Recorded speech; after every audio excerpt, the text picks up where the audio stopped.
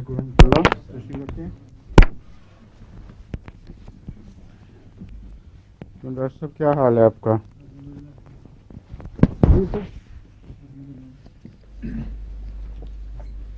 مریضوں کا بھی یہی حال ہے الحمد للہ.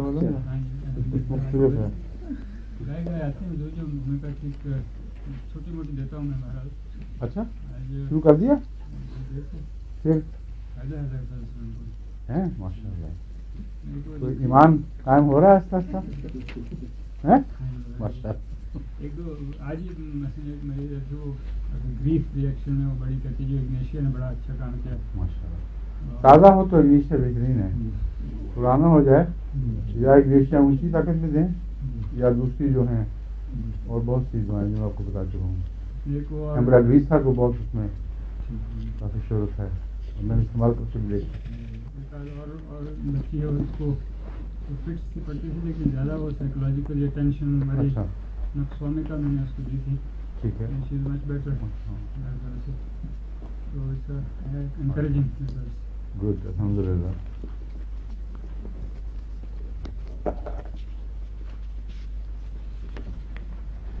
اچھا جی اب میں آپ کو کلیمیٹس تک پہنچا تھا نا. دھیان لگا ہوا ہے.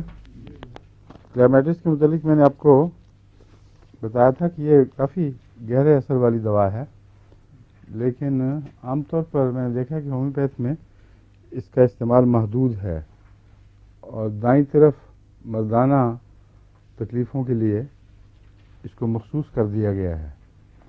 حالانکہ یہ بہت گہرے اثر والی دوا ہے.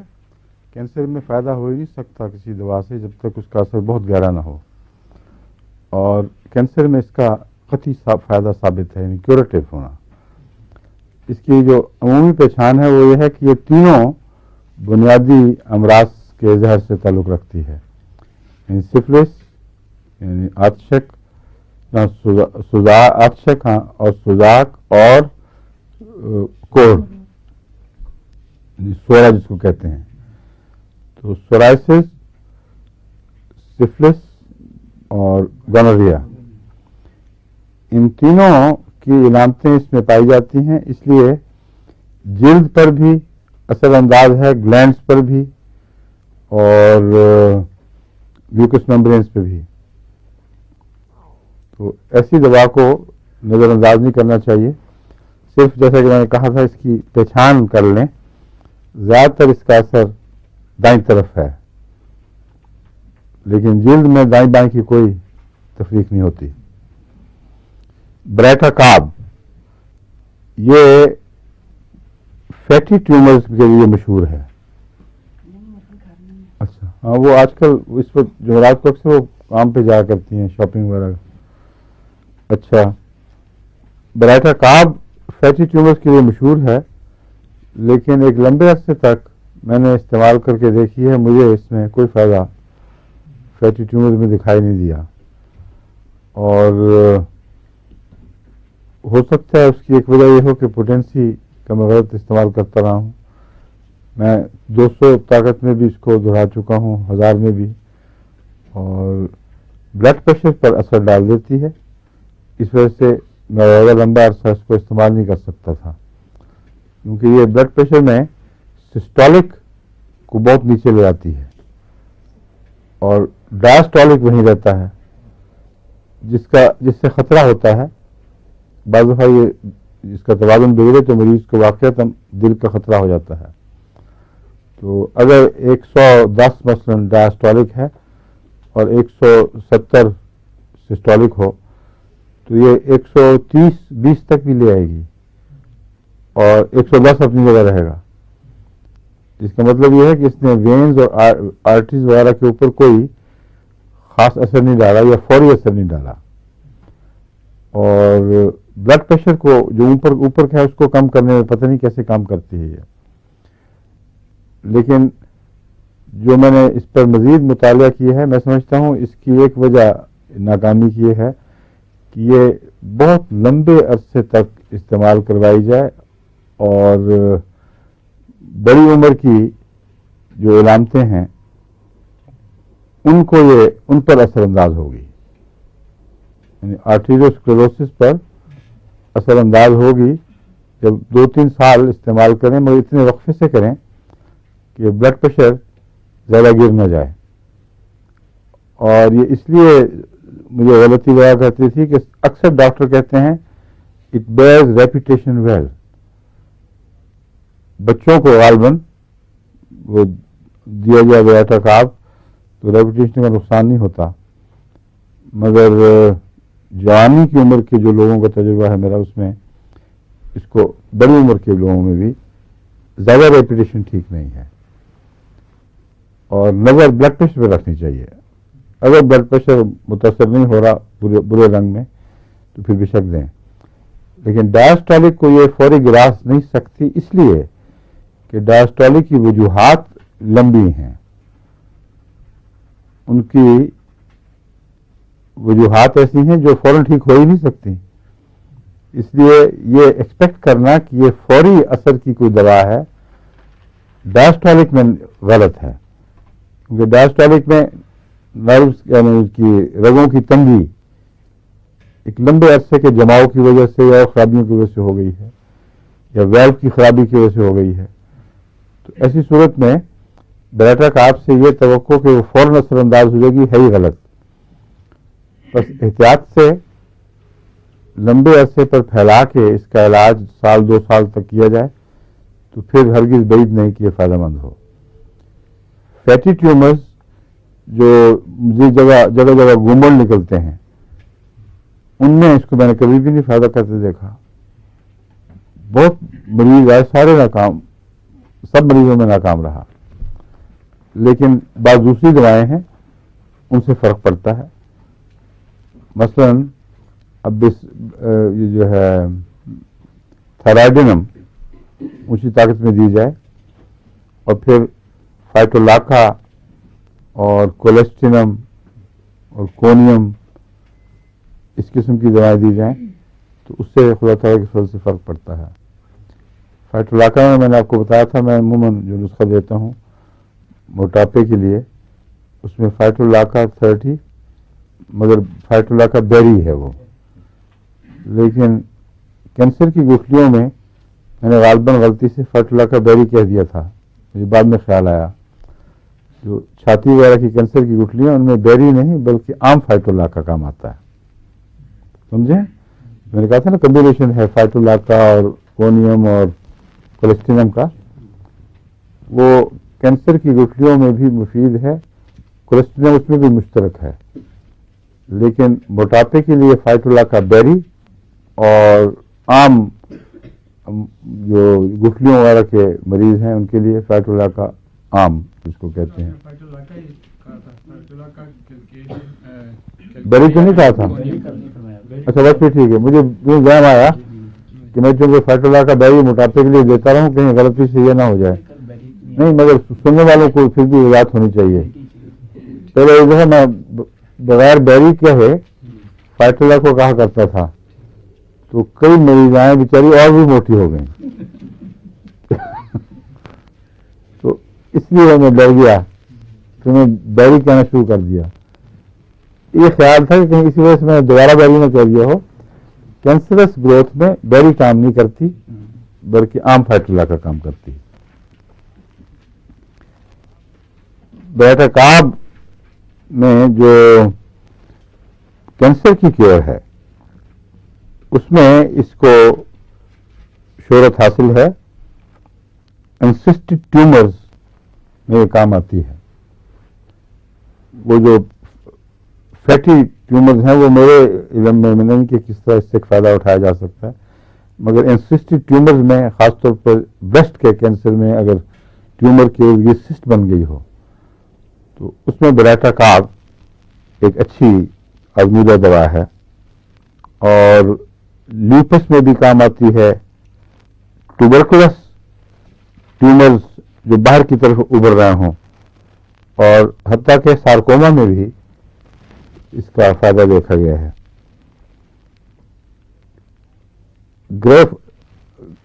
بیٹا کاپ کو ذہنی بیماریوں میں جو کنجینیٹل ہوں اگر سلفر کے ساتھ باری باری استعمال کیا جائے تو اس میں یہ واقعتاً بہت نمایاں اثر دکھاتی ہے.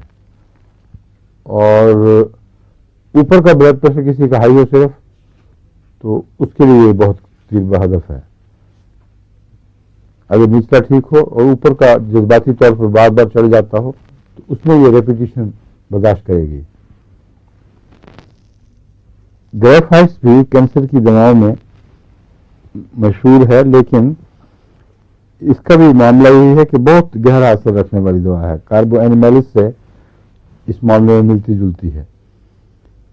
گریفائٹس کی خصوصی پہچان کینسر میں یہ ہے کہ جتنے بھی اولڈ سکیٹریسی کہتے ہیں اس کو، جو خون جس کو ہم کہتے ہیں، ہاں یہ کچھ اور ہے انگریزی نام اس کا، سکیٹریسی، ہاں، وہ ہرے ہونے لگ جائیں تو ان کی دو دوائیں ہیں، ایک یہ اور ایک لیکسس.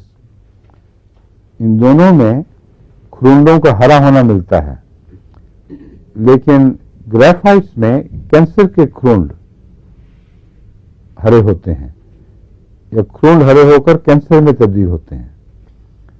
کینسر کے خرونڈ ان معنوں میں کہ کسی کا آپریشن ہوا ہے کینسر کا تو اس کے جہاں جوڑ تھا وہ جوڑ کچا ہو کے اس کے خون جو ہے وہ زخم سا بننا شروع ہو جائے. اس کے لیے گریفائٹس چھوٹی کی دوا ہے اور اس کو اریسٹ کرنے کے لیے گروتھ کو، یعنی اس کو فوری طور پر وہیں ٹھہرانے کے لیے بہت اہم اثر رکھتی ہے. گریفائٹس کا مریض موٹا تو ہے مگر پلسٹیلا کی طرح کا نہیں. گریفائٹس کا مریض عموماً مضبوط سڈول مریض ہوتا ہے اور کھلاڑیوں کی طرح اس کا برین جس طرح ہے، لڑکی ہو یا لڑکا ہو، اس کے موٹاپے میں کوئی نرمی اور پھلپھلا پن نہیں ہے، بلکہ مضبوط اور توانا جسم ہے. اس کو ہاتھ لگائیں گے تو مسلس کی سختی محسوس ہوگی اور موٹا. تو یہ اس کی پہچان ہے جو اس کو باقی موٹوں سے الگ کرتی ہے. کئی موٹے ہیں کلکیری عقاب کے موٹے مثلاً جو پھیلے ہوئے سے اور ڈھیلے پڑ جاتے ہیں. پلسٹیلا کے بھی نرم جسم کے موٹے ہوتے ہیں، لیکن گریفائٹس کے جہاں تک میں نے دیکھا ہے اب تک وہ مضبوط جسم کے موٹوں پہ کام کرتی ہے. اور ایک اور اس کی نشانی یہ ہے کہ اس کا مریض کا منہ میلا سا رہتا ہے. موٹا ہو اور میلا سا ہو، منہ دھو کے بھی آئے تو میلا میلا سا رہتا ہے. یہ گریفائٹس کا خاص نشان ہے. اور عجیب بات ہے کہ گریفائٹس دراصل کولے کے پتھر سے بنتی ہے، تو کولے کی دلالی میں منہ کالا، وہ اس پر بیان ہی پورا آتا ہے. ایک ہلکی سی سیاہی سی چھا جاتی ہے چہرے پہ اور سمجھ میں آتی ہے کیا چیز ہے. وہ نہ پوری طرح سیاہی ہے نہ کور ہے، بلکہ اندر سے اگ رہی ہے کوئی سیاہی سی جو مٹتی نہیں ہے منہ دھونے سے. تو یہ ظاہری پہچان اگر مریض کی کرنی ہو تو گریفائٹس کی یہ نشانی ہے. قبض بڑی خطرناک ہوتی ہے اس میں، اتنی کہ لمبے عرصے تک اندر فضلہ اکٹھا ہو کے وہ سخت اور بڑا ہو جاتا ہے. تو ایک پردرد کیفیت پیدا ہوتی ہے جب اجابت ہو، اور اس لیے وہ عام طور پر عورتوں میں بیماری پائی جاتی ہے، وہ اس سے گریز کرتی ہیں. مگر ہر قبض میں جو لمبے عرصے کی ہو یہی چیز پائی جائے گی. فرق صرف یہ ہے کہ جو ڈاکٹر دیکھیں اجابت کو، یعنی جو فضلہ نکلا ہے، وہ فرق یہ کریں گے کہ اس میں پلمبوں میں مثلا اسی قسم کی قبض ہے، لیکن گٹھلیاں جیسے بھیڑوں کا فضلہ ہے وہ چھوٹی چھوٹی گٹھلیوں کی صورت میں اکٹھا ہوتا ہے. گھوڑوں کا فضلہ بعض دفعہ، مگر بھیڑوں کا زیادہ بندہ ہوا گٹھلیوں کی صورت میں ہوتا ہے. تو یہ وہ گٹھلیاں ہیں جو جڑتی رہتی ہیں کس چیز میں؟ پلمبم میں. اور وہ آپ پہچان ذہن میں رکھیں اگر یہ رواج ابھی بھی جاری ہو کہ اطباء دیکھیں فضلے کو. لیکن عام طور پر اب اس کا رواج نہیں، اس لیے اور چیزوں سے پوچھنا پڑے گا، مریض سے خود پوچھنا ہوگا کہ آپ بتائیں کہ قبض کس نوعیت کی ہے. اس میں لارج میس ہے گریفائٹس میں، ہیوج لارج میس، اور مستقل یہی عادت رہتی ہے. گریفائٹس پر کچھ عرصہ رکھیں تو رفتہ رفتہ عام طریقے کی ایجابت شروع ہو جاتی ہے. کاربو اینیملس بھی سکاسٹسز کو کینسر میں تبدیل ہونے کی ایک اہم دوا ہے. بس گریفائٹس کے ساتھ اس کو بھی یاد رکھیں، اور خاص طور پر چھاتی کے کینسر میں جہاں چاقو لگا ہو وہاں اگر دوبارہ زخم ہرا ہونے لگے تو گریفائٹس اگر مزاج ملتا ہو، ورنہ کاربو اینیملس اگر اس سے مزاج ملتا ہو. کروٹیلس ہورائیڈس یہ بھی کارسینوما کو روکنے میں کہتے ہیں بہت مفید ہے. اس میں یہ جو کروٹیلس کی علامتیں خاص جو میں نے آپ کے لیے لکھی ہیں، کینسر آف دی یوٹرس، اور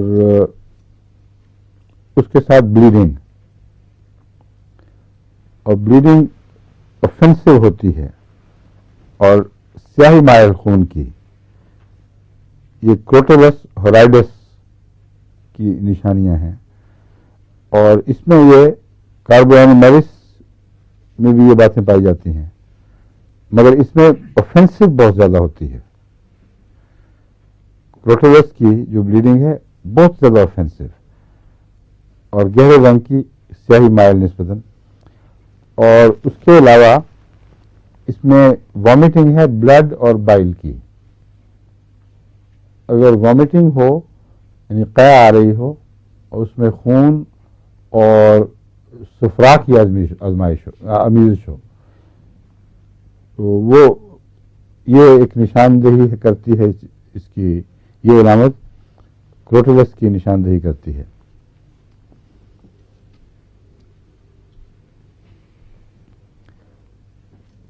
میرا جہاں تک تاثر ہے کروٹیلس ہورائیڈس کی یہ علامتیں ایسے وقت میں ظاہر ہوتی ہیں جبکہ مریض کافی لاعلاج ہو چکا ہوتا ہے. اس لیے کروٹیلس ہورائیڈس کے متعلق میں نے کبھی یہ پڑھا نہیں کہیں کہ اس نے کینسر کے شفا بخشی ہو.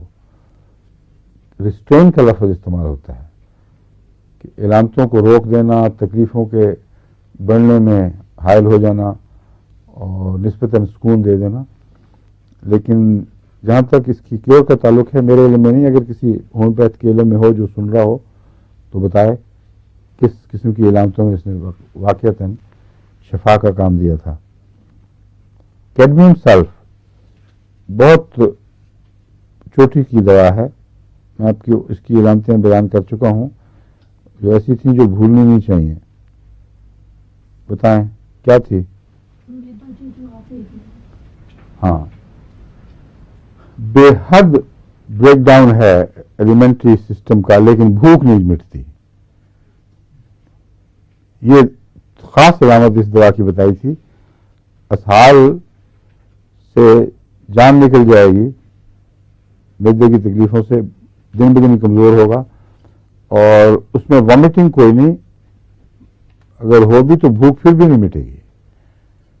خوب کھاتا ہے مریض اور کچھ ہضم نہیں کر سکتا، اور کمزوری بے انتہا. اگر وقت پر نہ دی جائے تو یہ اس قسم کا ڈائریا موت کے منہ تک پہنچا دیتا ہے. کیڈمیم سلف کی یہ خاص نشانی ہے. معدے کے کینسر میں اور انتڑیوں کے کینسر میں جہاں یہ کمزوری کی علامت اور بھوک موجود ہو اس میں کیڈمیم سلف کو یاد رکھنا چاہیے. اس کو گیسٹرک اریٹیشن کہتے ہیں. ڈاکٹر لکھتے ہیں نا gastric irritation of carcinoma. Irritation غالباً اس لیے کہ وہ موو کرتا رہتا ہے نا باؤلز کو، ہر وقت حرکت میں رکھتا ہے، تو وہ اس وجہ سے اسے اریٹیشن کہیں یا اریٹیشن محسوس ہوتی ہو، یہ مجھے اس کا فرق پتہ نہیں، لیکن لفظ اریٹیشن کتابوں میں ملتا ہے کہ کارسینوما کی جو معدے میں ہو اس کی اریٹیشن میں یہ مفید ہے. یہ ہے گہری اثر والی، اس لیے بعید نہیں کہ یہ اگر صحیح ہو تو کینسر کو ٹھیک بھی کر دے. ہائیڈروکوٹائل یہ ایک ایسی دوا ہے جو پرووائٹس کے لیے اور سروائکل کینسر وغیرہ کے لیے استعمال ہو سکتی ہے. ہائیڈروکوٹائل دراصل تو کوڑ کی دوا ہے، اور کوڑ میں تو ایسی مؤثر ہے کہ شاید ہی کوئی اور دوا اتنی مؤثر ہو. اور کوڑ میں چونکہ کینسر کا مادہ بھی ہے، سورائسس میں بیان کر چکا ہوں، اس لیے ہائیڈروکوٹائل کینسر میں لازماً کام آنا چاہیے. اور جنہوں نے ذکر کیا ہے وہ یہ کہتے ہیں pains of cervical cancer, pruritus, cervical redness, یہ علامتیں دی ہوئی ہیں، مگر کیور کا کہیں لکھا نہیں ہوا. کریوزوٹ یہ بھی بہت ہی اہم ملیگننٹ دواؤں میں سے ایک دوا ہے. کریوزوٹ کیا علامتیں خاص رکھتا ہے؟ 3-4 اس کی علامتیں میں نے بتائی تھیں جو کریوزوٹ کی شخصیت کی پہچان ہے. سیاہ رنگ کا خون کا اخراج اور اچانک ہونا اور پھر اچانک بند ہو جانا، اور دباؤ کو برداشت نہیں، ذرا سے دباؤ ٹچ بھی کریں وہاں، اور جی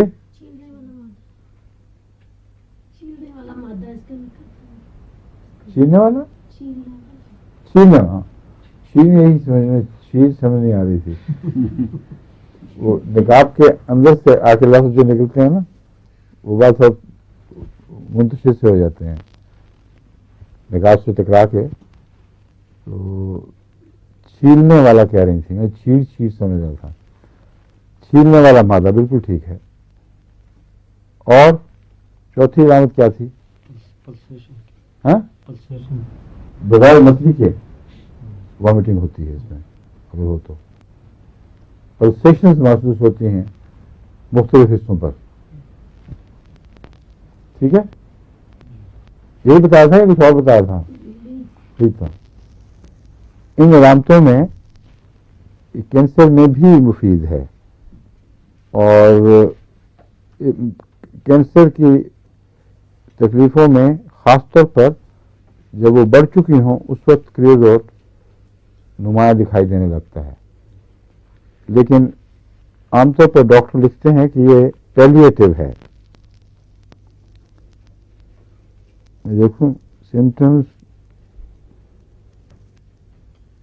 ہاں کریوزوٹ بیکمز اے گریٹ پیلیٹیو.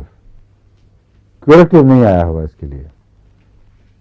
میرا خیال ہے کہ لیٹ شروع ہوتا ہے، کیونکہ کریوزوٹ کی ایک علامت جو کالا سیاہ خون اور جو اسپریڈ کر کے نکلتا ہے اس میں بدبو بھی ہوتی ہے. یہ عام طور پر کینسر جب ایڈوانس ہو جائے تو اس وقت انتڑیوں وغیرہ سے اس قسم کا اخراج ہوتا ہے، یا یوٹرس سے بھی. تو میرا خیال ہے وہ اتنا آگے چلا جاتا ہے کہ اس میں پھر یہ کچھ آرام پہنچا دیتا ہے، مگر اس کا رستہ، اس کو منہ موڑنے کے لیے کافی نہیں. لیکسز لیوپس میں بہت مشہور ہے، اور ویسے کسی کینسر میں میرے تجربے میں نہیں کہ لیکسز نے کام کیا ہو، سوائے اس کے کہ سکاٹسس کے دوبارہ ابھرے ہونے میں یہ مفید ہے. وہ اس میں بعض کینسرز بھی ہوتے ہوں گے مگر معین طور پر نہیں کہہ سکتا. مرکیوریس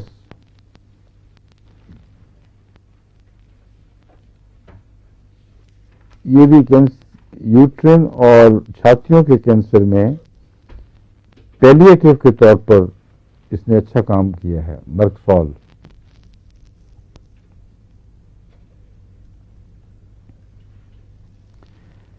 ایپیتھیلیوما کے متعلق زیادہ سے زیادہ یہ دعویٰ ہے کہ it pellets and some times cures ایپیتھیلیوما.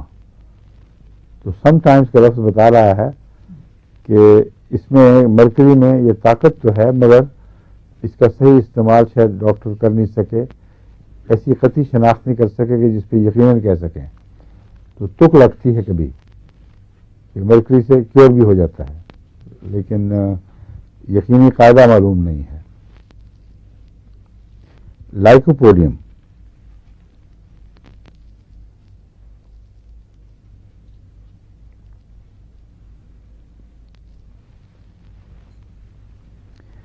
اس میں عام طور پر کینسر کی برننگ کا ذکر ملتا ہے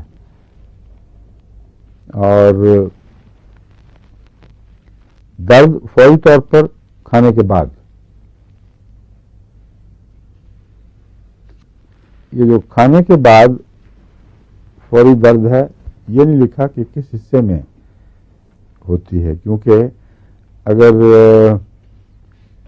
پتے کا کینسر ہو تو اس میں بعض دفعہ معمولی سا کھانے سے بھی ایک دم درد بھڑک اٹھتی ہے، لیکن معدے کے کینسر میں کھانے کے بعد فوری ذرا سا کھانے کے بعد ضروری نہیں کہ درد بھڑکے.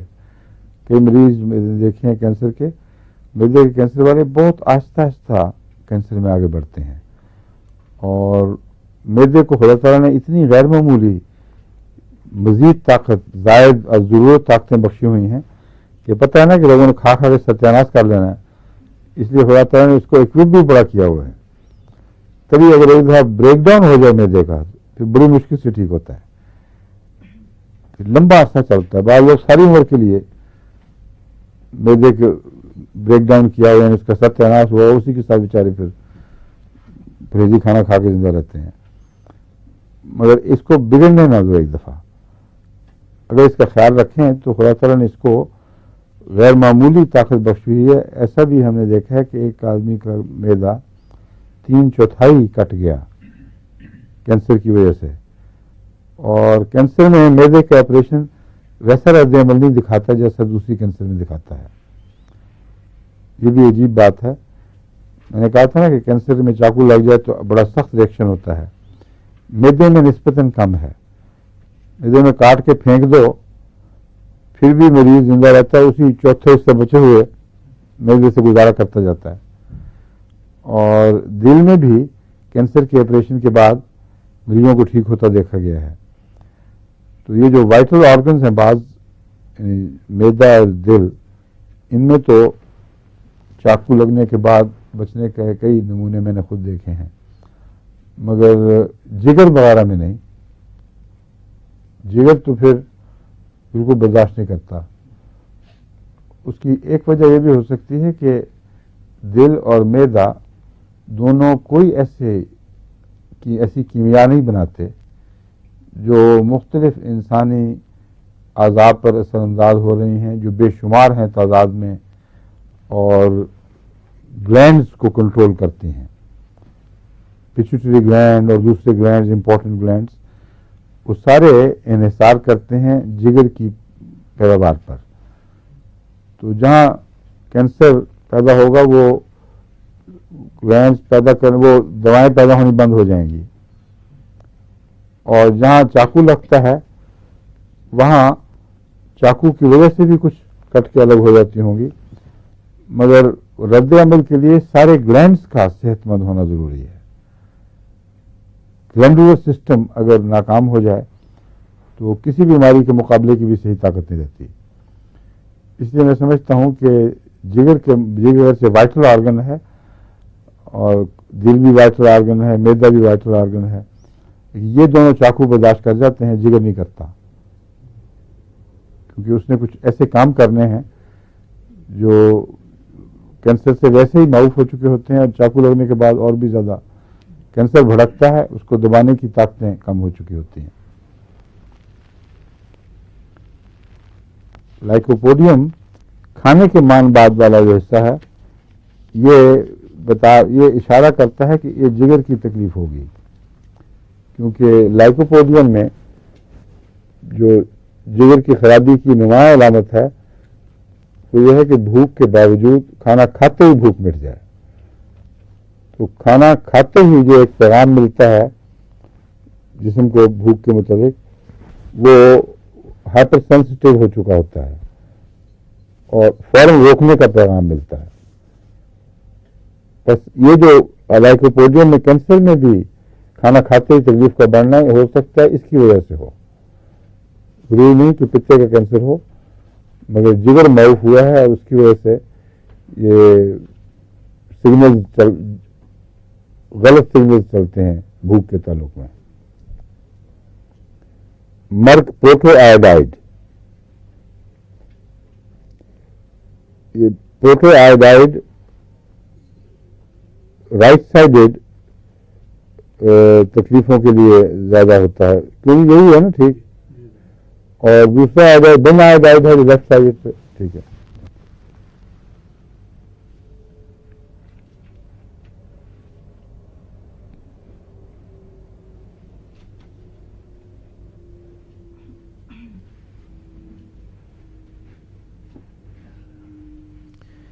مرک پروٹو آئوڈائڈ کے متعلق ایک ڈاکٹر نے یہ تجربہ لکھا ہے کہ ایک ایسی مریضہ جس کی چھاتی میں بہت نسبتاً بڑے سائز کے، یعنی بطخ کے انڈے کے برابر گٹھلیاں پیدا ہو گئی تھی کینسر کی، اور بغلوں کے نیچے ناٹس بن گئی تھیں، گانٹھوں کی زنجیر سی بن گئی تھی، اور بلونس آ گئی تھی، اس میں رنگ میں نراہٹ آ گئی تھی، اور نظر آ رہا تھا کہ کوئی امید نہیں رہی. اس وقت اس ڈاکٹر نے کسی وجہ سے، ہو سکتا ہے رائٹ سائڈڈ ہو یہ سب کچھ، بین آئوڈائڈ کی سمی طاقت اس کو دی، ان 100 پوٹینسی، اور اس کی نشانی دہرانے کی یہ رکھی کہ جب درد تقاضا کرے ایک خوراک کھا لو، اور 3 دفعہ دن میں یا 1 دفعہ دن میں یا 100 دفعہ دن میں اس کی بحث چھوڑ دی. تو وہ ڈاکٹر یہ گواہی دیتا ہے کہ نہ صرف یہ کہ تمام تکلیفیں دور ہو گئیں، گٹھلیاں غائب ہو گئیں، بلکہ بعد میں لمبے عرصے تک وہ عورت بالکل ٹھیک رہی. تو بن آئوڈائڈ کی جو دیگر علامتیں ہیں ان کو غور سے پڑھنا چاہیے اگر یہ اتنی طاقتور دوا ہے، اور ہونا چاہیے، کیونکہ آیوڈین کو بھی گلینڈ سے بہت علاقہ ہے اور مرکری کو بھی، اور دونوں بہت گہری ہیں. تو بن آئوڈائڈ اور مرکری خاص طور پر عورتوں کی چھاتی کی گٹھلیوں اور بغل کے کینسر وغیرہ میں بہت مفید اثر دکھا سکتی ہے.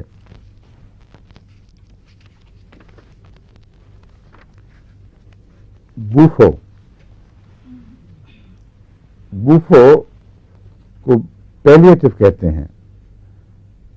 یہ عام طور پر عورتوں کی بجائے مردوں میں مشہور ہے، کیونکہ مردوں کی بعض بیماریوں کے ساتھ اس کا عموماً گہرا تعلق ہے، لیکن عورتوں میں کینسر میں خاص طور پر جو چھاتی کا کینسر ہو اس میں پیلیٹو بیان کیا جاتا ہے اس کو. اور اس کی ایک علامت ایسی ہے جو بالکل صاف پہچانی جاتی ہے کہ جس چھاتی میں کینسر ہو اس میں خون ملا دودھ اس میں سے خارج ہوتا ہے تھوڑا تھوڑا.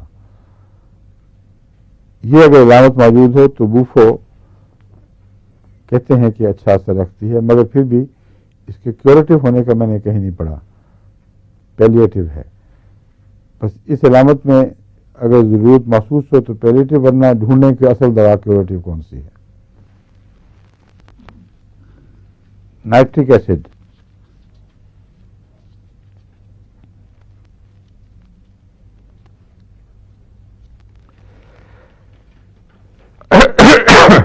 نائٹرک ایسڈ بہت ہی زیر اثر کی دوا ہے. اس کے مطلب میں تفصیل سے آپ کو پڑھا چکا ہوں.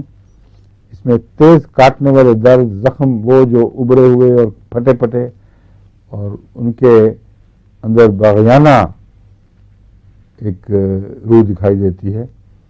ہر زخم اٹھتا ہے اور جس طرح پراؤڈ آدمی سر اٹھاتا ہے، اس کا زخم بھی سر اٹھاتا ہے اور چیلنج دیتا ہے بغاوت کا. اور اتنا خوفناک دکھائی دینے والا زخم نائٹرک ایسڈ کے سوا کم دوسری چیزوں میں نظر آئے گا، اور پھٹ جاتا ہے کنارے اس کے ارد گرد، پھیل جاتا ہے. اس کے وہ محاسے یعنی موقع جن کو میں کہتا رہا ہوں وہ بھی اسی شکل کے ہوتے ہیں، پھٹے ہوئے، بلیڈ کرنے کی ٹینڈنسی.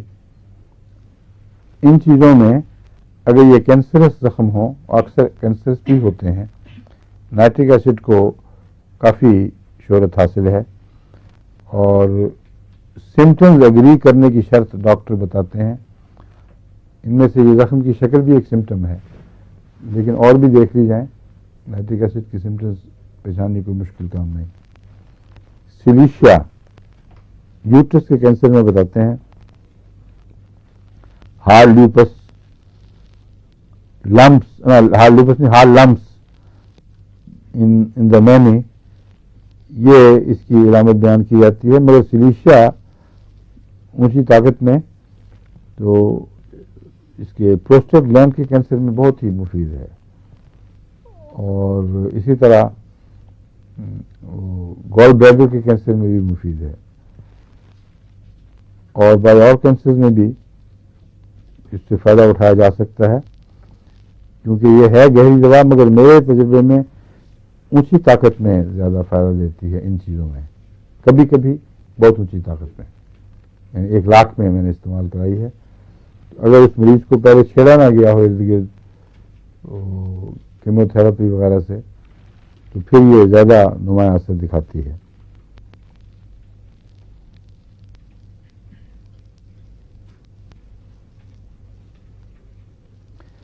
سلفر کو عام طور پر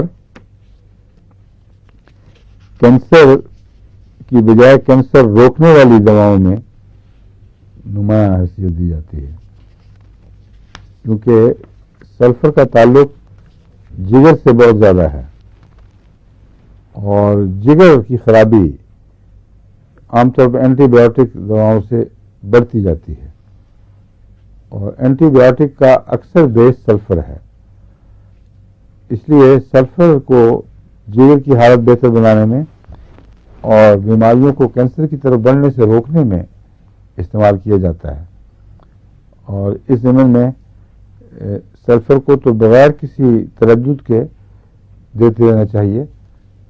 اس میں خوبی یہ ہے کہ نہ صرف یہ کہ جگر کی اصلاح میں ایک چوٹی کی دوا ہے، بلکہ جو ایلیمنٹری سسٹم ہے اس کو صحت بحال کرتی ہے، انتڑیوں کی، اس کی موومنٹ، اور طبیعت میں کشادگی پیدا کرتی ہے، بھوک پیاس وغیرہ نارملائز کرے گی، اور سلفر ہاں الجھی ہوئی علامتوں کو کھولنے میں یہ بہت ہی مفید دوا ہے. یعنی اگر علامتیں مل جل گئی ہوں، گڑبڑ ہو گئی ہوں، اور سلفر کچھ دیر دی جائے تو یہ اصل چیزوں کو بحال کر دیتی ہے. یہاں تک کہ بعض مریضوں پر میرا تجربہ ہے جب ان کو سلفر دی تو ان کی بیماریاں ناقابل شناخت تھیں، کچھ سمجھ نہیں آ رہی تھی کہ یہ کیا چیز ہے، کہیں کی اینٹ کہیں کا روڑا، بھانوتی نے کنبا جوڑا، وہی کیفیت تھی.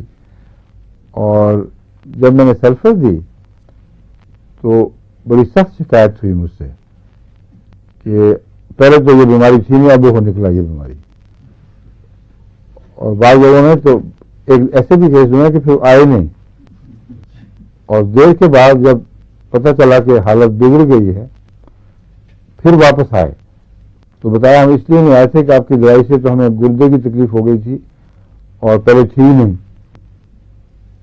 تو بعد میں پتہ چلا کہ گردے کی تکلیف اتنی خطرناک تھی کہ وہ جب موت کے کنارے جا پہنچے پھر پتہ چلا کہ اصل تکلیف گردے کی تھی، باقی ساری چیزیں وہ سیکنڈریز تھیں، یا سیکنڈری نہیں تھیں مگر غلط علاج کی وجہ سے گردے کے اوپر گویا چادر ڈال دی گئی اور باقی بیماریاں اپنے پنپتی رہیں ادھر ادھر. تو یہ سلفر میں ایک دفعہ نہیں بارہا میرا تجربہ ہے کہ سوئی ہوئی مخفی جگہ جہاں سے بیماری پھوٹی تھی، جہاں اس کا علاج ہونا چاہیے تھا، وہ غلط علاج نے وقتی طور پر اس کو چھپا دیا اور دوسری بیماریاں نمایاں ہو گئیں. پھر آپ جو مرضی علامتوں کی دوا دیں کوئی کام نہیں کرے گی. جب اصل پوائنٹ دوبارہ ریوائو ہو جائے, پتہ لگے کہ یہاں بیماری تھی, پھر یہ ضروری نہیں کہ سلفر ہی سے ٹھیک ہو. اگر سلفر کی علامتیں ہوں گی تو ٹھیک کرے گی, نہیں ہوں گی تو نشان بتا دے گی کہ یہ بیماری ہے, اور پھر اصل دوا ڈھونڈنی چاہیے. تو کینسر میں بھی یہ کام ضرور کرتی ہے. اگر پوری طرح پتہ نہ چلے تو سلفر دے کے دیکھیں, اس میں آپ کو محسوس ہو جائے گا کہ اس نے آپ کی تشخیص میں مدد کی ہے. اب میں آپ کو ڈاکٹر فوبسٹر کے جو تجربات ہیں ان میں سے چند آپ کو بتاتا ہوں. فوبسٹر ایک بہت ہی قابل انگریز ڈاکٹر تھے جن کی اپنی کوئی اولاد نہیں, مگر ان کی بیگم کی جس سے شادی انہوں نے کی تھی اس کی پہلی بیٹی ایک تھی جو بچپن ہی سے اپنے ابا کو کام کرتے دیکھتی اور اسے مدد کرتی ان کی مختلف چیزوں میں, اور بہت ہی مہربان تھے اس پر. چنانچہ ان کی وفات کے بعد یہ وارث بنی ان کی, اور اگرچہ کسی کالج میں تعلیم یافتہ نہیں ہیں مگر ڈاکٹر فوبسٹر کی شہرت کی وجہ سے اور اس تجربے کی بنا پر یہاں کی جو ہومیوپیتھک ایسوسیشن ہے, ہاؤس رائل ایسوسیشن کون سی جو بھی ہے, اس نے ان کو پریکٹس کی اجازت دی ہے. ڈگری کی وجہ سے نہیں بلکہ لمبے تجربے کی وجہ سے اور نیک نامی کی وجہ سے. آج کے لیے پریکٹس کر رہی ہیں. اور عمر کتنی ہو گئی, آپ تو مل کے آئے ہیں؟ جی 45 سال. اچھا, اس کا مطلب کہ چھوٹی سی جو والد فوت ہوئے ہیں. ہاں, والد زیادہ نہیں فوت ہوئے ہیں, ان کو 88 میں یہ فوت ہوئے تھے فوبسٹر. اچھا اچھا, تو اس وقت یہ ہوں گی کوئی 40 سال کی پھر سے, نہ سوری 35 کہہ رہے ہیں آپ؟ جی میں 45 کہہ رہا ہوں. 50 کہہ رہے ہیں, تو کتنی عمر بنتی ہے؟ 37. اب میں 35 قریب کہا تھا تو آپ بڑے وارنٹی سے لگا تھا. آپ کی میں میں نے کہا 35 تو نہیں بتا رہے, 36-37 سال عمر تھی جب ان کے والد صاحب کی وفات ہوئی ہے, زیادہ دیر نہیں ہوئی.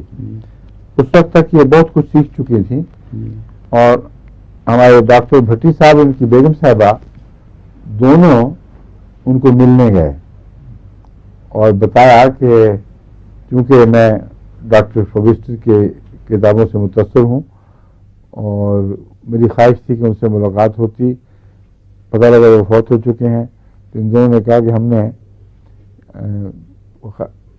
ہمارا دل چاہا کہ آپ سے رابطہ کریں اور پوچھیں ان کے متعلق.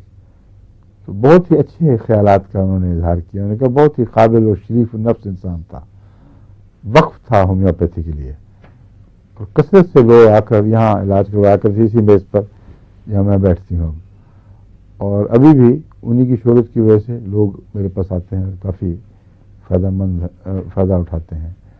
ان کی لائبریری بھی اس نے دکھائی, ان کو ساری سنبھالی ہوئی. اور کیا باتیں بتائی تھیں, بہت خوش تھی اس بات پہ ہیں جی کہ آپ نے ان کے والد کی نیک نامی کی وجہ سے ان سے رابطہ کیا. جی ٹھیک ہے, جی کوئی چائے وائے پلائی؟ جی جی اچھا, کوئی ساتھ بنز وغیرہ کوئی؟ اصل میں اس کی اپائنٹمنٹ تھی دوسری, ایک ہمیں اس نے 45 منٹ کا ٹائم دیا تھا, 1 بجے اس کے دوسرے کسی مریض جانا تھا, پھر ہم لوگ چلے آئے تھے. 45 منٹ میں نہیں چیز پیش ہو سکتی میرے ساتھ. وہ فوٹو وغیرہ لیتے رہے, باتیں. ٹھیک ہے, میں ویسے پوچھ رہا ہوں کیونکہ میں سمجھ رہا تھا کہ کنٹری ہاؤس کے جو بنز وغیرہ بنے ہوتے ہیں نا, دیسی اسکولز وغیرہ, اسکونز, وہ بہت اچھے ہوتے ہیں. نیکسٹ ٹائم زیادہ لاکھ لے کے جانا. اچھا, اس کو یہاں سے بلا رہے دعوت پہ, جی میں پاکستانی کھانا کھلائیں, اس کو خاطر کریں, اپنی لیبارٹری دکھائیں. جی بہتر, بلکہ بہتر ہے اس کو دکھائیں جو ہماری مشینیں آ چکی ہوں. جی بہتر چل پڑی ہیں. جی ہاں, آج مجھے صبح دلدار صاحب نے بتایا جی کہ وہ چلنے والی ہیں. نہیں چلے گی جی, چل پڑی ہیں شاید, جہاں پہنچ بھی ہیں, کیونکہ ایئر وے بل انہوں نے مجھے آج فیکس کرنا تھا, اور ڈاکومنٹ سارے بھائی اس کے ڈی ایچ آئی کے ذریعے آ رہے ہیں جی. اچھا جی وہاں سے تو میرے خیال وہ یہاں اطلاع نہیں ملی ابھی آپ کو؟ ابھی نہیں ملی ہے میری اطلاع, وہاں سے چل پڑی ہیں کیونکہ ایئر وے بل جو انہوں نے کہا ہے ان کو مل گیا واپس, مطلب چل پڑی ہیں وہاں سے مشینیں. ہوائی جہاز پہ آئی ہیں؟ جی اچھا اور کارگو پہ؟ جی جی رائٹ. جی. شپ پہ نہیں آئی؟ نہیں جی شپ بہت سستا رہتا. دیر لگتی جی. ہاں ہاں ایک سال میں 50 دن کا ایسا کر دیں تو بہرحال ٹھیک ہے, اچھا ہوا خیریت سے آ گئی. اور میں حضور کو کہہ آیا تھا کہ ہم آپ کو بلائیں گے, تو کہیں گے ٹھیک ہے میں خوشی سے آ جاؤں گی جب بھی آپ مجھے بلائیں. تو اب میں کہہ دیا تھا, میں نے کہا تھا کہ ہم چاہتے ہیں کہ آپ کبھی آپ کو بلائیں گے وہاں پہ. کہیں گے ٹھیک ہے. اس کا میاں حضور پہلا جو تھا مسلمان تھا, مراکش کا اقدار کا بھی ہے کہ سب مسلمان ہو تھا. گیا. میں اس کی لو اب وہاں پہنچ گیا پاکستان میں. آپ نے کہا نا ان کو بلانا کبھی. تو میں اس لیے تعجب سے دیکھ رہا تھا آپ کو کہ میں آپ کو بھی کہنا تھا کہ ڈاکٹر دلدار سے کہیں جب مشینیں آ جائیں تو ہمارے خرچ پہ تشریف لائیں اور یہاں بیٹھ کے خود اچھا اس کو سیٹ کروائیں اپنے سامنے. اچھا جی اور میں ان کو میری طرف سے کہہ دینا اچھا جی کہ آپ کو تکلیف تو ہوگی مگر میں ڈاکٹر مسعود بھٹی سے رسک نہیں لے سکتا کہ وہ خود سیٹ کرے. ٹھیک ہے جی. سمجھ گئے نا, اس لیے مجبوری ہے. اچھا جی یہ میرے ذہن میں تھا, میں نے آپ کو پیغام دینا تھا. جی بتائیے. میں نے کہا واہ بھی کمال ہے, آپ نے پہلے ہی سوچ دیا. یہاں تک کہ آپ نے اس کے خاوند کا ذکر کیا.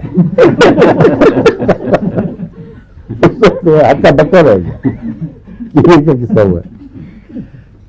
اچھا ڈاکٹر یار کی بات پہلے ختم کر لیں پھر جائیں گے خاوند تک بعد میں پہنچیں گے. ہاں بتائیں, ان سے بات کی ہے آپ نے اس قسم کی کوئی نہیں نا ابھی نہیں کی جی. اب ان کو کہیں اچھا کہیں مشین جب پہنچ جائے گی جی تو اگر آپ تشریف لا سکتے ہو تو بتائیں کتنے دن کے لیے آ سکتے ہو. بتائیے. ہم آپ کو ٹکٹ بھیج کر یہاں بلانا چاہتے ہیں. اتنی دیر کی چھٹی لے کے آئیں کہ آپ تسلی سے اپنے سامنے فٹ کروائیں ٹھیک ہے جی. اور پھر ہمارے آدمیوں کو ٹریننگ دے دیں. ٹھیک ہے جی. سمجھ گئے؟ جی بتائیے. شکریہ. اچھا اب بتائیں اب ان کے خامد کی کیا بات کر رہے تھے, وہ تھے وہاں؟ نہیں جی, وہ پہلا خاوند تو ان کا 2 سال کی شادی کے بعد فوت ہو گیا تھا. فوت ہو گئے تھے؟ جی, جی. کیا جنگ میں؟ نہیں جی ایکسیڈنٹ ہوا تھا جی. اچھا مراکش کے تھے, وہ مسلمان تھے. وہ اچھا. اس سے ایک بیٹا ان کا مراکش کے مسلمان ڈاکٹر تھے؟ ڈاکٹر تھے جی. کوئی تھے؟ جی اچھا. ابراہیم اور اس کا بھی مسلمان والا نام ہے؟ جی عبدالعلی اس کا نام تھا جی. ماشاء اللہ. جی بیٹا ہے اس کا نام ابراہیم بتایا اس نے مجھے. بیٹے کا نام ابراہیم ہے؟ جی جی. اچھا. اس کا کوئی فیملی نیم تھا شاید بنجوالا سم تھنگ لائک دیٹ. ٹھیک ہے. ابھی تک یہ وہی نام یوز کرتی ہے اپنے نام کے ساتھ. اپنا نام کے بنجی والا؟ جی جی. مگر دوسری شادی نہیں کی ہوئی جی شادی. اس کا نام نہیں نام لیا, یوز کرتے پہلا رکھا ہے. جی پہلے رکھتی جی. اور مطلب اس کے اخلاق سے بہت متاثر تھی. جی ہیں؟ جی. اچھا. اور نیا خامن کون ہے, اس سے بھی بچہ پیدا ہوا کوئی؟ نہیں جی اچھا. انگلش ہے وہ. اس سے میری دوسرے فون پہ بات ہوئی تھی. اس اچھا, کو نئے خامن کا تو وہی حال ہوا جو اس کے ابا کا تھا. ہیں؟ جی بیوی سے بچہ ملا ہے جو پہلے خامن سے ہے. جی. ہیں؟ عجیب بات ہے. وہ مسٹر صاحب کی پہلی بیوی سے بھی ایک بیٹی تھی جی. تھی جی ان کی اپنی؟ جی. وہ فوت ہو گئی نہیں ہے؟ وہ یہ چونکہ لوگ اسکاٹ لینڈ سے آئے تھے تو وہ بیٹی ان کی اسکاٹ لینڈ میں ہی ہوتی ہے. پھر جو اسکاٹ لینڈ کی اس کی جائیداد وغیرہ تھی, جو مکان تھا اس کی, وہ وارث بنی. جو یہاں پہ اس میں ہاں میں سمجھ رہا ہوں. آپ یہ بتائیں کہ وہ زندہ ہے؟ جی زندہ ہے جی. اچھا. لیکن اس نے کہا کہ میری اس کے بڑا عرصہ ہوئے ملاقات ہوئی, جب وہ فوت ہوا تھا پھر نہیں ہوئی. آپ جس سے یہ ملاقات نظر آپ نے بھی نہیں کرنی؟ نہیں وہ آپ کس سے کیا کہیں اس کی ملاقات کیسی ہے؟ ہمیں تو پبلسٹی سے دلچسپی ہے. آپ اتنا متاثر ہو گئے اس سے کہ آپ کہتے ہیں جس سے یہ دور اس سے ہم بھی دور. میں نے پوچھا تھا کہاں پہ کریں, اس کو پتہ نہیں کہاں پہ وہ ہے. اسکاٹ لینڈ میں کہیں پہ رہتی ہے. کوئی مشکل نہیں, اچھا. پبلسٹی نام سے میں پتہ کروں گا. پتہ چل جائے گا. اچھا. اور میڈیکل یہاں کی ایسوسیشن جو ہے ہومیوپیتھی کی, ان کو پتہ ہوگا. میں پتہ کروں گا. پتہ کر لیں. جی بتائیے. تو ان سے بھی پتہ کرنا چاہیے وہ کیا کرتی ہیں. Is she by profession a medical practitioner اور ناٹ؟ نہیں جی. نہیں اس نے بتایا تھا کہ نہیں وہ نہیں کرتی. جی. مگر پہلی بیوی سے ہیں جی. اور اس سے علیحدگی ہو گئی تھی یا وفات پا گئی تھی وہ؟ مجھے علم نہیں ہے جی. مجھے صحیح پتہ نہیں.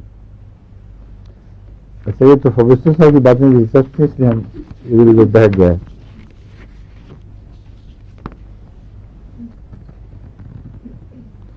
فوبسٹر نے جو کارسینوما کی علامتوں کی آغاز میں پہچان کے متعلق بعض باتیں مشورے دیے ہوئے ہیں. کارسینوما وغیرہ ہاں ایپیتھیلیوما اصل میں پرانا جو آج کل کی جو ایلوپیتھک کتابیں ان میں یوز نہیں ہوتا یہ لفظ, ٹھیک, اور کارسینوما یہ جو ہے یہ یوز ہوتا ہے لفظ زیادہ, ٹھیک, اور یہ اسی کی جو آپ فرما رہے تھے حضور کے مختلف اس میں وہ کارسینوما ہی ہے جو ہاں استعمال کرتے ہیں. آپ کہہ رہے تھے میں آپ کو کہتا تھا کہ کارسینوما اور ایپیتھیلیوما ملتی جلتی ہیں چیزیں, ایک ہی چیز کے دو نام لگتے ہیں. 1963 کی کتاب میں بھی دیکھا کہ وہ یوز ہوا ہے لفظ وہاں بھی نہیں ہے. اچھا, ایپیتھیلیوما تحقیق کی تو پتہ چلا جی پرانے زمانے میں ایپیتھیلیوما کہتے تھے لیکن اب اسی کو کارسینوما جی یہ ایک شاخ کے طور پر. کیونکہ اس میں تھوڑی سی کنفیوژن ہو سکتی تھی کہ وہ ایپیتھیلیل ٹیشو جو ہے وہی میں اسی میں ہو گئی تھی آپ کو. جی جی وہ اس میں نہیں حضور یہ کہ بعد میں جو ٹھوس ہیں ان کی چونکہ ساخت بنیادی سیلز کی وہی ہوتی ہے, اس لیے وہ ان میں بھی کارسینوما لفظ استعمال کر اس میں ایپیتھیلیوم میں یوز نہیں کر سکتے تھے, تو اس وجہ سے آپ کی ٹیکنیکل دشواریاں تھیں. جی جی تو اس میں وہ مگر اس کے باوجود باقیوں نے ان کی پرواہ نہیں کی. یہ بات ہے نا, اب بات ماننے میں کافی دیر ہو جاتی ہے. ہوشیار آدمی ہے ماشاء اللہ. اچھا, a family history of our tendency to cancer, diabetes, tuberculosis, pernicious anemia, or a combination of these. A personal history of whooping cough or other severe acute infections at an early stage, at an early age. یہ علامتیں doctor فوبسٹر کہتا ہے جن کے متعلق آپ کو متنبع رہنا چاہیے. جن مریضوں میں خاندانی طور پر کینسر کی شہادت ملتی ہو کہ ان کے ماں باپ میں سے کسی میں ایک دو نسلوں سے کینسر کے مریض دیکھے گئے ہیں. اس کے علاوہ ٹیوبرکلوسس یعنی سل اور ڈائبٹیز کا ہونا جو لمبے عرصے تک ہو اور خاندانی ہو, اس میں بھی کینسر بننے کا احتمال ہے. اور یہ بالکل درست ہے اس پہلو سے کہ ڈائبٹیز اس کا جو جسم کا صحت مند رد عمل ہے بیماریوں پر قابو پانے کا اس میں حائل ہو جاتی ہے, اور شوگر چونکہ بریک ڈاؤن نہیں کرتی اس کو طاقت نہیں ملتی جسم کو مقابلے کی, تو آخری نتیجہ وہی بنتا ہے کہ جو دفاعی نظام ہے مقابلہ کرنا چاہے بھی تو اس کے لیے مناسب ماحول سازگار نہیں ہے. سمجھیں؟ تو ڈائبٹیز سے بھی کینسر کا خطرہ ہے. ٹیوبرکلوسس کا بتا چکا ہوں. پرنیشس انیمیا وہ خون کے ذرات کا بار بار کم ہو جانا, اس کو ایک دفعہ میں نے شاید تفصیل بتائی تھی پرنیشس انیمیا کی آپ کو, آپ بتائیں ڈاکٹر صاحب. وائٹامن B12 کی جو کمزوری کمی کی وجہ سے عام طور پہ جو انٹسٹن ہے اس سے ایبزارب ہوتی ہے, تو اس کی وجہ سے اگر وہ کوئی کسی وجہ سے نہ ہوتی ہو تو اس میں پھر یہ انیمیا. پرنیشس انیمیا افریقہ کے بعض ممالک میں زیادہ پایا جاتا ہے, اور یہ عجیب بات ہے کہ وہاں جہاں پرنیشس انیمیا کی ہسٹری ملتی ہے اور سکل سیل انیمیا کی. سکل سیل انیمیا آپ کو پتا کیا ہے؟ اس میں بھی یہی جب آکسیجن کی کمی ہو جائے تو جو سیلز ہیں وہ سکل کی شکل میں بن جاتے ہیں. اور یہ دونوں ملتے جلتے علامتیں ہیں خاندانی کے لحاظ سے. تو یہ دونوں جہاں پائی جاتی ہیں ان کو ملیریا نہیں ہوتا, اور جہاں یہ ٹھیک ہوگا ملیریا کا حملہ ہو جاتا ہے. اس پہ وہ حیران ہیں ڈاکٹرز کہ کیا جسم میں کوئی خاص بات ہے جو سکل سیل انیمیا کے بعد ملیریا کا زیادہ ہونا چاہیے حملہ, کیونکہ دفاعی طاقت کمزور ہو گئی ہے. مگر عام طور پر ایسے مریضوں میں ملیریا کے خلاف ایک طبی دفاع پیدا ہو جاتا ہے. ابھی پوری تحقیق مکمل نہیں ہوئی اس پر کیا وجوہات ہیں، مگر پرنیشیس انیمیا جہاں ہو وہاں کینسر کا بھی احتمال رہتا ہے۔ یہ چیز جب کمبینیشنز ہو جائیں، ایک یا دو زیادہ فیکٹر ہو جائیں، تو پھر آپ کو زیادہ متوجہ ہو جانا چاہیے۔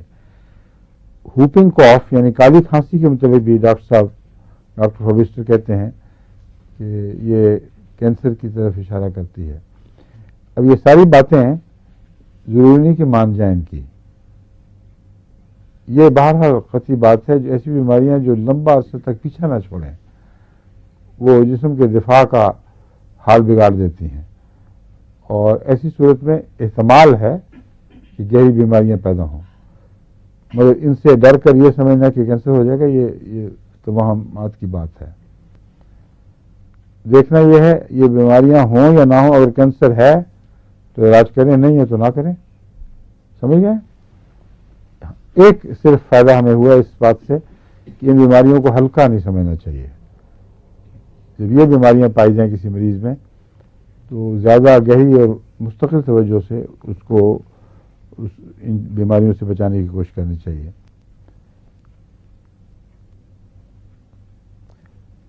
اس کا خیال ہے کہ کینسر کے مریضوں کو ساحل سمندر پر نمایاں فائدہ ہوتا ہے۔ اب یہ بھی ضروری نہیں ہے، دونوں طرح کی میں نے آپ کو بتائی تھیں وہ دوائیں، جن میں نیٹرمور بھی ہے، جن میں دونوں ایکسٹریمز پائی جاتی ہیں، میڈورائنم ہے اس میں بھی یہ پایا جاتا ہے، اور بھی کئی دوائیں جن میں ساحل سمندر پر فائدہ ہوتا ہے، بعضوں کو ساحل سمندر پر نقصان ہوتا ہے۔ برومیم کو فائدہ ہوتا ہے اور خشکی پہ نقصان ہوتا ہے۔ اس طرح کی دوائیں بہت سی ہیں جن کے متعلق لکھا ہوا ہے، لیکن کئی دوائیں ہیں جو ان میں اتنا کنفیوز ہو جاتا ہے آدمی، فائدہ بھی ہو سکتا ہے نقصان بھی ہو سکتا ہے، پھر پہچان کیا ہوئی؟ مگر یہ نہیں مجھے سمجھ آئی کہ فوبسٹر نے یہ کیوں لکھا ہے کہ کینسر کے مریضوں کو ساحل سمندر پر فائدہ ہوتا ہے، اور اگر کسی کے امراض ساحل سمندر پر بہتر ہوں، یعنی امراض